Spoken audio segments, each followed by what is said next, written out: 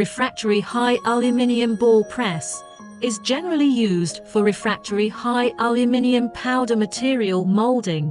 Most of the other types of ball press on the market need to add some binder as auxiliary materials for molding balls, but the refractory high aluminium ball press we use is different from them.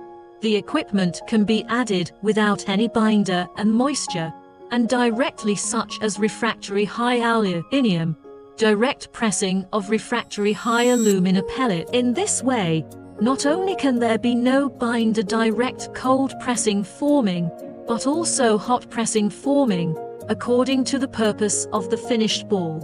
So the material pressed by the refractory high aluminium ball press really does not contain a little moisture. The answer is yes. This is determined by the nature of the refractory high aluminium itself.